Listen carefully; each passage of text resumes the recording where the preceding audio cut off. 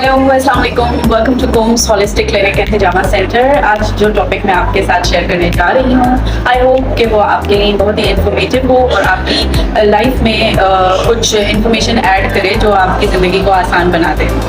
अच्छा, आज जो मेरा टॉपिक है वो बेसिकली कोई स्पेसिफिक जेंडर के लिए नहीं है। ये जो टॉपिक है वो एक पब्लिक लाइक जो कि मेल एंड फीमेल्स दोनों से रिलेट करता है।